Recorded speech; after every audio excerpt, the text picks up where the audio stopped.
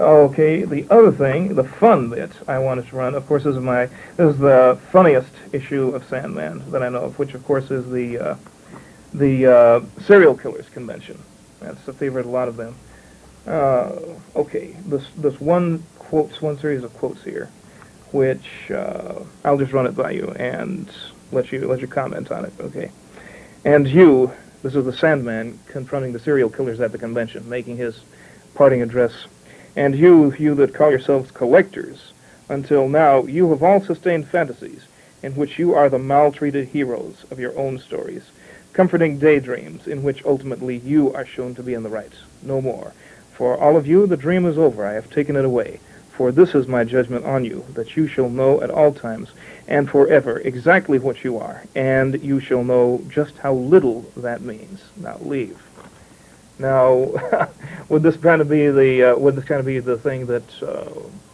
How many comics conventions have you been invited to before you wrote that one? Well, let's leave aside the comic convention metaphor. Yes. What I actually wanted to do with that issue was talk about the point about comics conventions. People who go to comics conventions say, "Hey, you were parodying comics conventions." Right. People who go to science fiction conventions say, "Hey, you were parodying science fiction conventions." Right.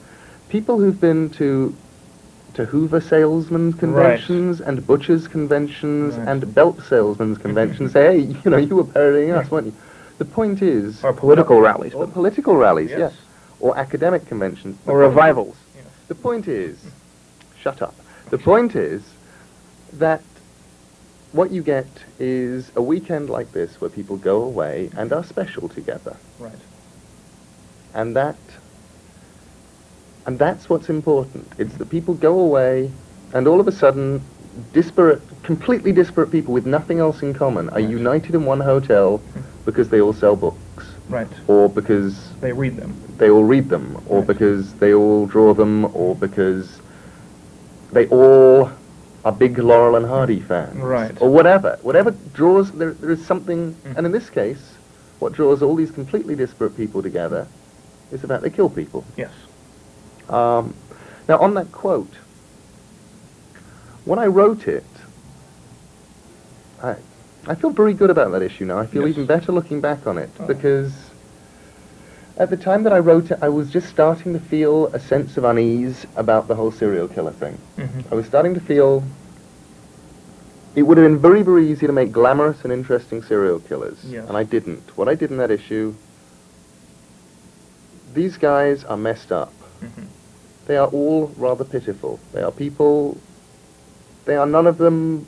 they are not... Glamorous people. They are not glamorous. Right. And they are serial killers. And there's just a line just before that speech, the Sandman says, when he's telling off the Corinthian, who is the spirit of almost the romance of serial killing. And he says... you're just something else for people to be scared of. Right. That's all. You told them there are bad people out there, and they've known that all along.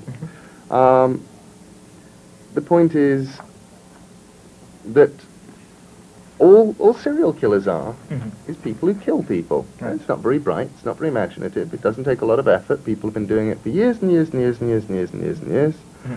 And one of the things that was beginning to disturb me when I wrote that issue was just you could see this sort of romance of the serial killer creeping over the horizon, which was something I tried to deconstruct in that story. The fact that I failed is evidenced by the fact that right now everybody seems to be, hey, you've seen the new serial killer book and serial killer... I mean, they're going to do serial killer serials next. Yes, that's a sad one.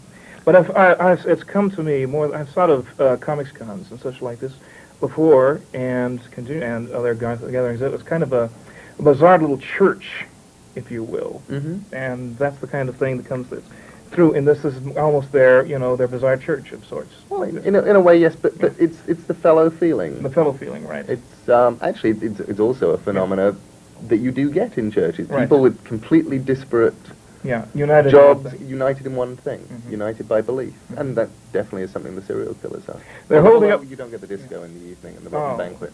That's a shame. That's a shame. They're holding up 3 fingers, which means we only have 3 minutes, and I should kill myself for not letting you talk anything about Good Omens, but tell them about the movie and adaptation of the same. Should be called Good Reads, because it is definitely that, folks.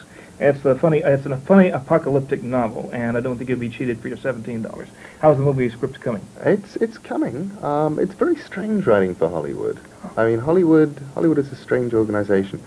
Good Omens is a very, very funny novel, right. I like to think, having written at least half of it, about the end of the world. Right. Quite possibly the funniest book about Armageddon ever written, right. but that isn't hard. I think it's just us. The trouble with Hollywood is they come along, they tell you they want something because they love it so much, and they love everything about it, and then they ask you to throw away all the things about it that you like. Right, exactly. To make it fit into an hour and a half there. Yeah, make right. it fit into an hour and a half.